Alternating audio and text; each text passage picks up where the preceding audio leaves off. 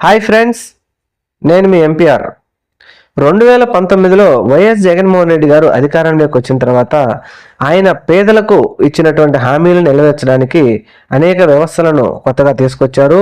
అలాగే సంక్షేమ పథకాలను పేదవారికి ఇంటి వద్దకే ఇవ్వడానికి కొన్ని వ్యవస్థలను కూడా మార్పులు చేశారు.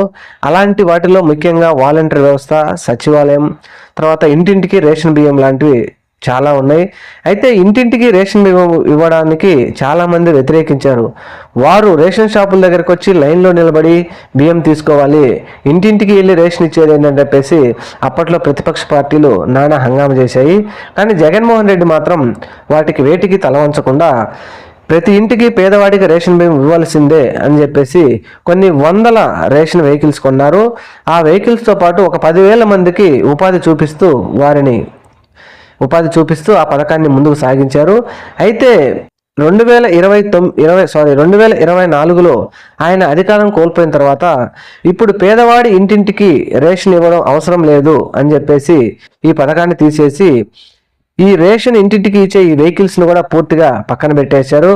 అయితే అందువలన ఈ రేషన్ బియ్యం ఇంటింటికి ఇవ్వకపోవడం అనేది అది ప్రభుత్వం ఇష్టం.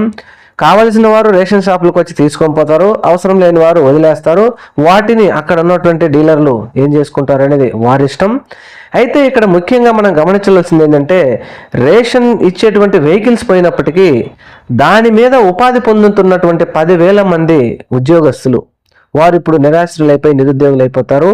ఈ 10,000 మందికి నెలకి ఒక్కొక్కరికి 25,000 చొప్పున జీతం ఇస్తూ వచ్చారు జగన్మోహన్ రెడ్డి గారు.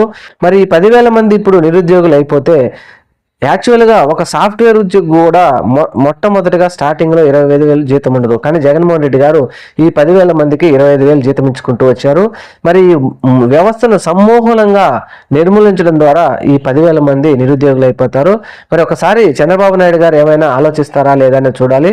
ఇలాంటివి తీసేయడంలో ముందు ఉండే చంద్రబాబు నాయుడు గారు వీరిని కంటిన్యూ చేస్తారని మనం అనుకోవడం పొరపాటు.